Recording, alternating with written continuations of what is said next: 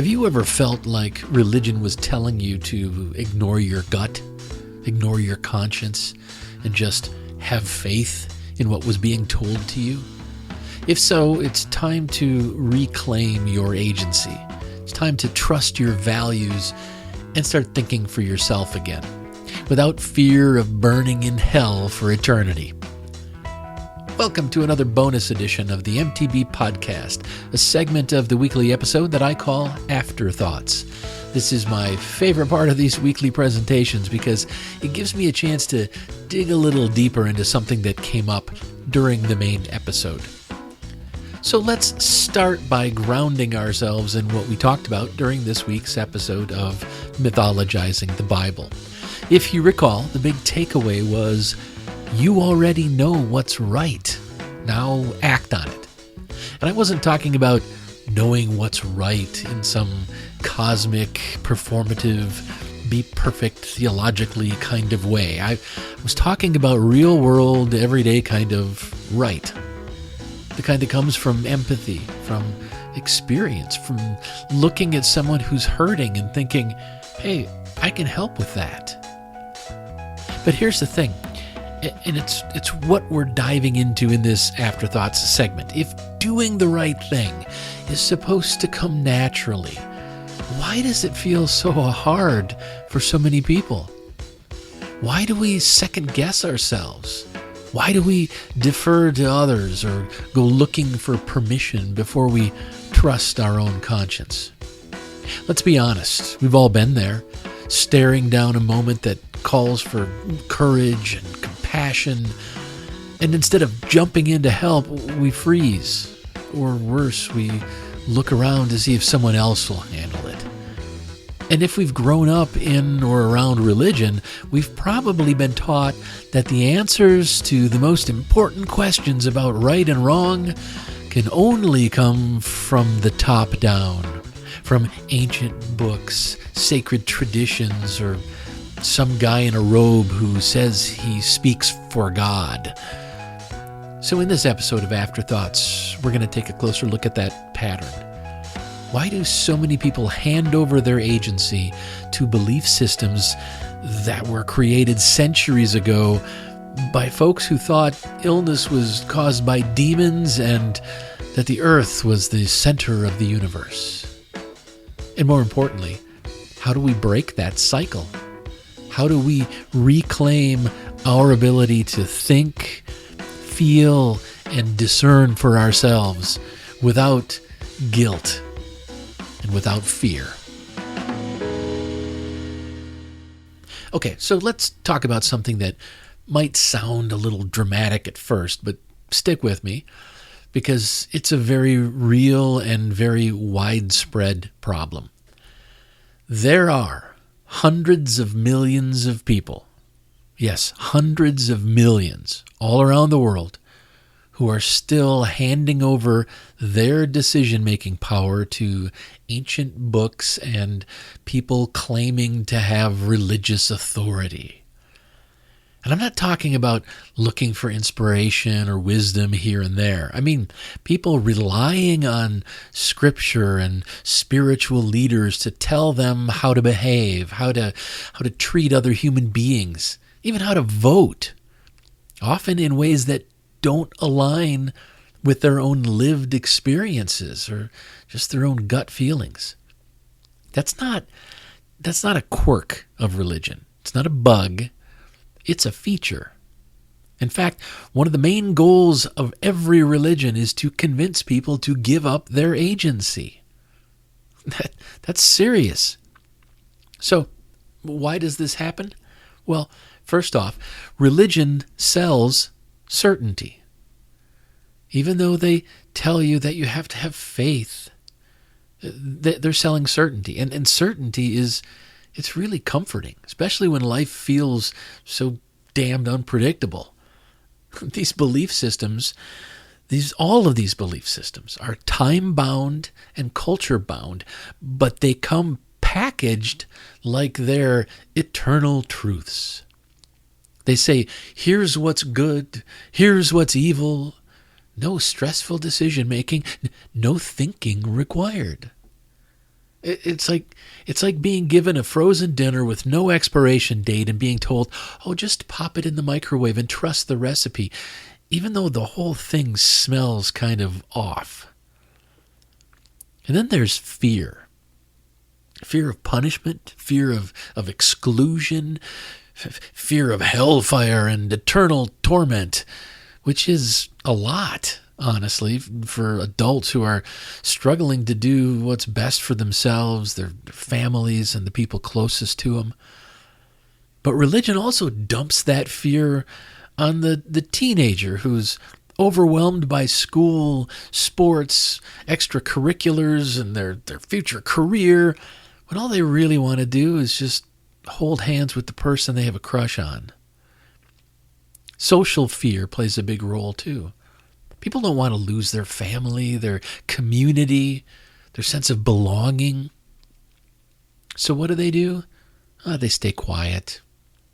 They nod along. They swallow their doubts and pretend they didn't notice that thing in the sermon that just made their stomach knot up. And let's be real, many religions are designed this way. They train people not to trust their own discernment. You're taught to doubt yourself because of original sin, but never doubt the doctrine. If you feel uncomfortable, it's not because the teaching is wrong, it's because you're sinful.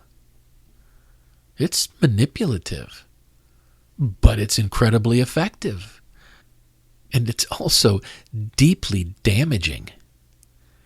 Now, let me give you a real-life example. Maybe you've known someone or been someone who felt deep down that excluding LGBTQ plus folks from full participation in spiritual life was wrong.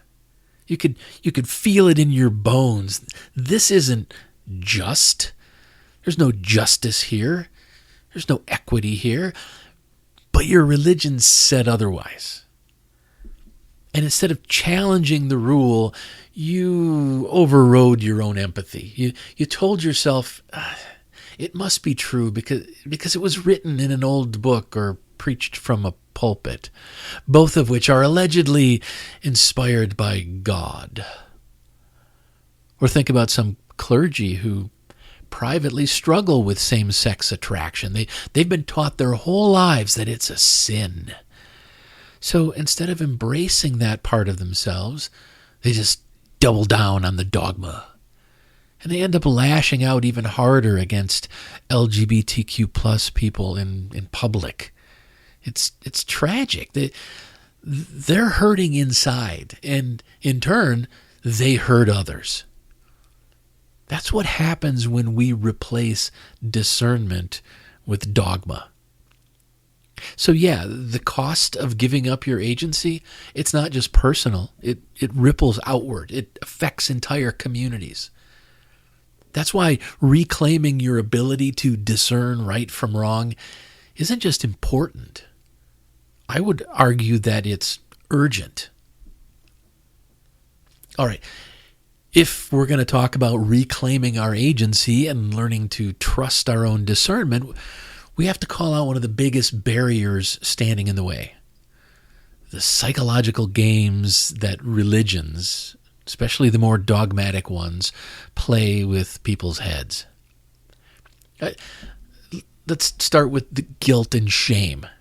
I mean, Catholic guilt is so well known that it's just a common punchline. But it's not a system failure. It's a system feature. That good old Catholic guilt, it's engineered into it. Catholicism doesn't just give you a moral compass. It gives you a full-time guilt concierge. Skip Mass because you're not feeling well? Guilt. Catch yourself thinking about your to-do list during a particularly boring homily? Guilt. Wonder why women can't be priests and deacons, or why same-sex couples can't get married in the church? Oh, mega guilt. Oh, you're going to smoke a turd in purgatory for that one, buddy. So let's be clear. Catholic guilt, or any religious guilt, isn't accidental. It's a well-crafted control mechanism.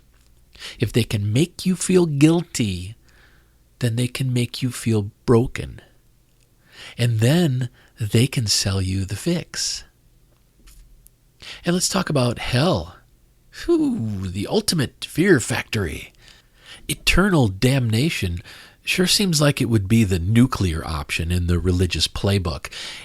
And yet it seems to be the go-to tactic for many Christians these days. And the worst part?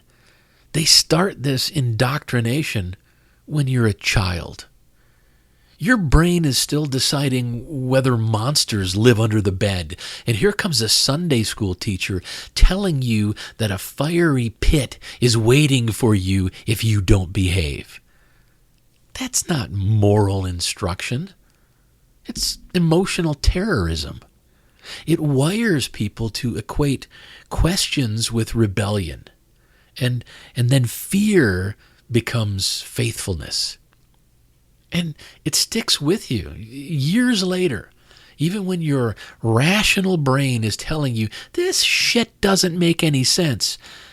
That fear still whispers, but what if it's true? Now, just when you think they couldn't be more manipulative, here comes the cherry, or cherries on top. Belonging and superiority.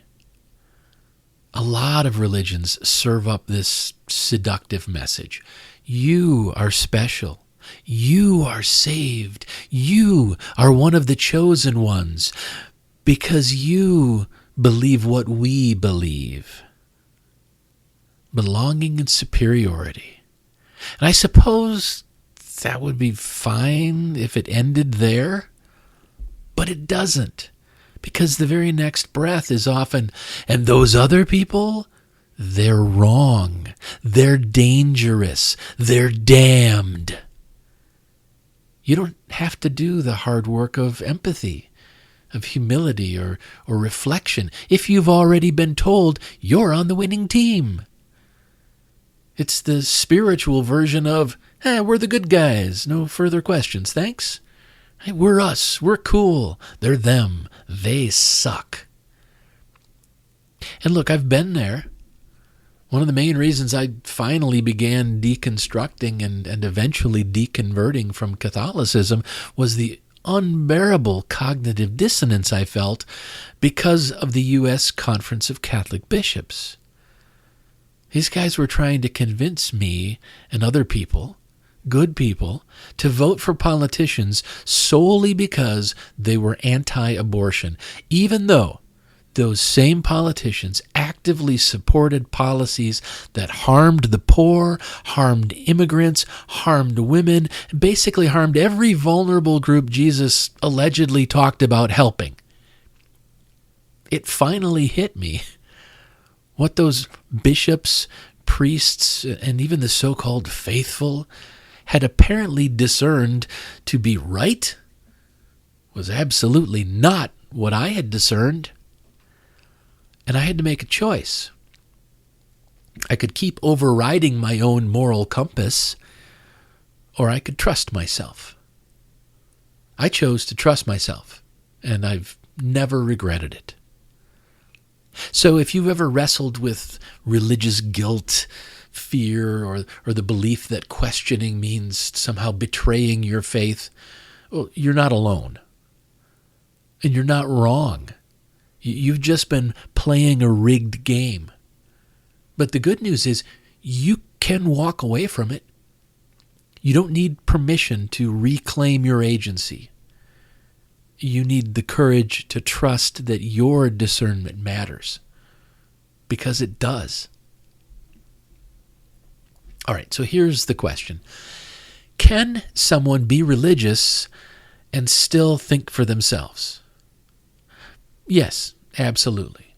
But only if they refuse to give up their ability to discern right from wrong. That's the deal. If your religion asks you to check your brain, your heart, or your conscience at the door, that's not a safe place to be. Let me offer a bit of a mantra. Maybe write this down so you don't forget it. Question everything. Keep what's good. Live what matters. It's very similar to what Paul wrote in 1 Thessalonians chapter 5, verses 21 and 22, where he said, "Test everything, retain what is good, refrain from every kind of evil." I prefer this more secular version, which is updated for our day and age. Question everything, keep what's good, live what matters.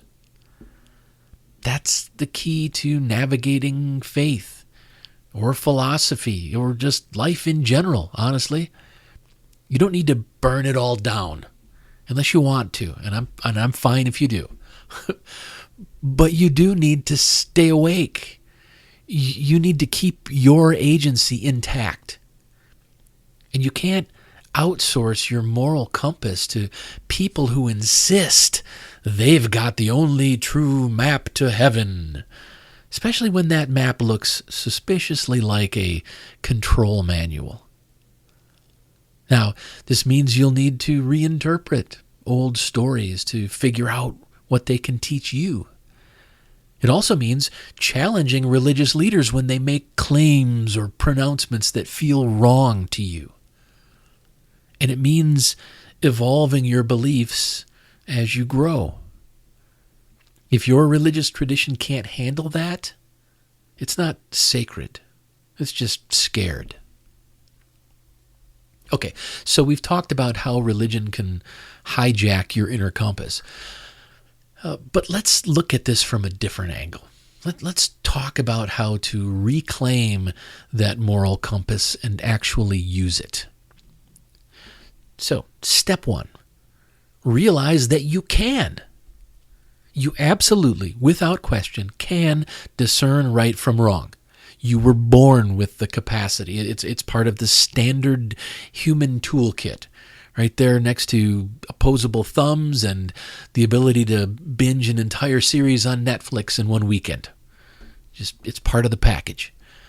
Step two, agree that you should.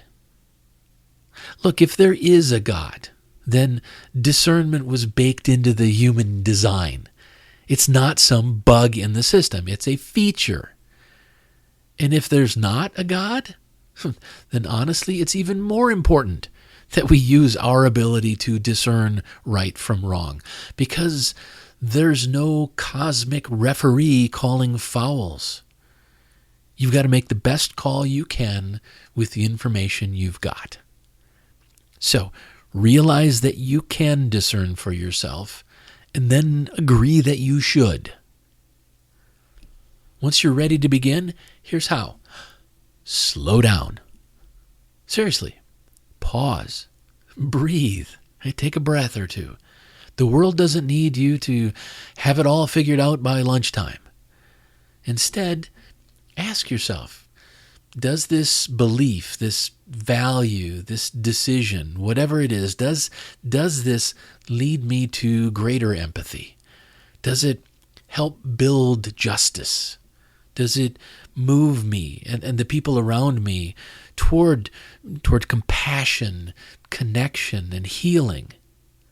Right? Does this have a positive impact? And does it help people thrive? If it doesn't, well, that's your clue. Maybe it's not right. Real-world impact, though, that's the real test. Not approval from anonymous ancient authors. Not whether it made sense in a tent in the desert 3,000 years ago. If it doesn't help people thrive today, it might be time to let it go. Or at least give it a really serious rethink. But remember this. Discernment is not a one and done kind of thing. It's not like a Supreme Court decision. Once it's decided, that's the way it is. Though that may not be the best example these days, not anymore. No, discernment is an ongoing process. You revisit it.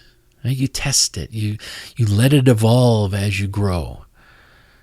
It's less like a courtroom verdict and more like tending a garden. You check in regularly, you pull weeds, you make space for new growth, you plant more seeds, then you harvest the goodness that comes from your consistent attention and effort. So wherever you're at right now, questioning, rethinking, rebuilding, just know this. You've already got what you need. You have the ability to discern what's right. It's there. You just have to choose to use it. Okay, before we wrap up, I want to say something directly to those of you who are doubting, deconstructing, or just plain disillusioned. You're not broken because you're questioning things. You're not lost. And you're definitely not some moral failure because you started to see the cracks in the religious system you were raised in. You're not faithless for choosing empathy over orthodoxy. Let's call it what it is. You're growing. And growth, well, it's rarely convenient and it's often painful. Growth is almost always a good thing. So here's a simple challenge.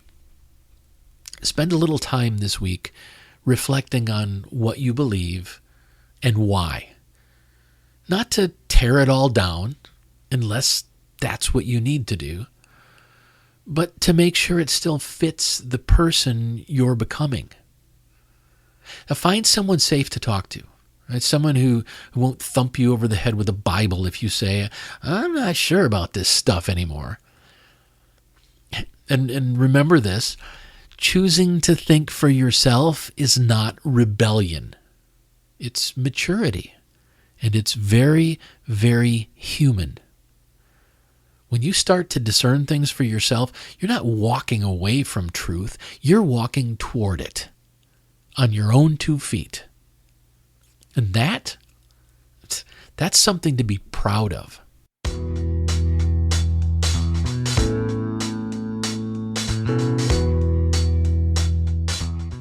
Thanks for joining me for this episode of Afterthoughts. If you want to keep up on everything I'm doing, please head over to thecodaproject.com and subscribe to my newsletter. You'll get notifications whenever I publish anything, and I'll keep you updated on the weekly live streams of mythologizing the Bible. Also, if you subscribe for free over at thecodaproject.com, you'll start receiving my weekly resource called The Weekly Compass. This is a brief, once-a-week guide on a single core value. Think of it as a mini lesson plan for personal growth. It's perfect for families, students, and adults because I include discussion questions designed for each age group. So each weekly issue centers on a short reflection about the week's value, followed by discussion questions that are tailored for different age groups, from kids to college students to adults. And then a simple take action step, like a small challenge or exercise you can do to put that value into practice. Especially for families, it's designed to be an easy way to ensure that at least once a week, you're making time to talk about morality, ethics, and core values. So if you're interested, please go subscribe for free at thecodaproject.com. Thanks again for listening. Until next time, remember to question everything, keep what's good, and live what matters.